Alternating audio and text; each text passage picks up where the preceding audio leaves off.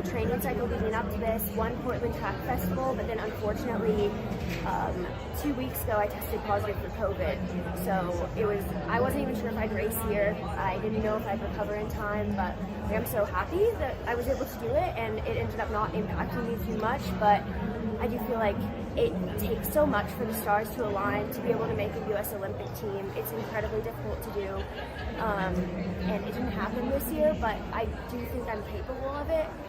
A lot of people are capable of it is the thing. You never know who will have that perfect day, but I'm not done trying. There are races left this season. I mean, do you call it a season after today, or do you feel like you want to continue and maybe find a couple races to see what you can do? Yeah, no, I don't think that this is the end of my season. I have been tapering. I feel like I'm peaked well for this, and I want to use this fitness and try to chase some of my other PRs.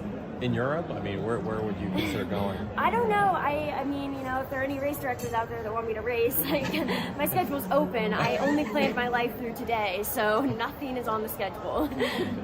And you seem to have a very impressive mentality, being able to talk about what you experienced in the past, how you're feeling today. How do you keep such a strong and healthy mentality around the sport that's so unforgiving at times? I think most of it is just my support system, my family, my parents, my sister, my boyfriend, my coach, my friends. Like, they have all been so supportive of me when I was racing well and when I wasn't racing at all, and I think it helped me form an identity outside of just my athletic performance and understand that, like, what I do on the track doesn't matter. It only matters because it matters to me. So it's not like indicative of my worth as a human or what I have to give to the world. It's just something that I really want for my own personal fulfillment. And so it just helps me kind of keep things in perspective and understand that no matter what happens on the track, like, the sun's gonna come up the next day. Can you compare your, I guess, middle state during track races before the 3-year gap and now? Because on track compared to trails, huge different vibe, right? Yeah, very different vibe. I mean, I'm always incredibly nervous for the Olympic trials. Like, it doesn't matter like how well-rounded of a perspective you might have. It's a very high stress event.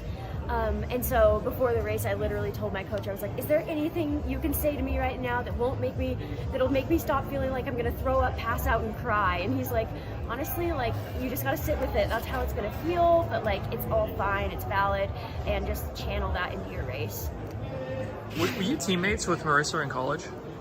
No, so she was there on my official visit, and then she was a volunteer assistant coach my freshman year, but we were never teammates. Okay.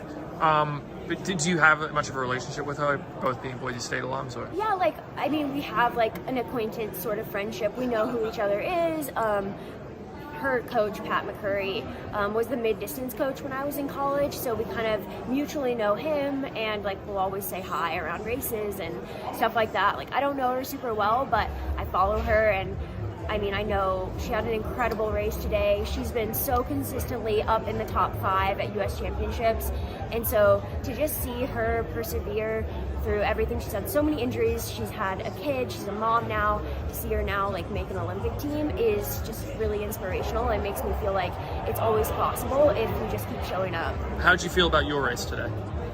Mixed emotions. Like, I wanted to be further towards the front, but I just found myself like pushed towards the back right away. So I made the most of it, but I didn't run it tactically the way that I wanted to. All right. Thanks, Allie. Yeah.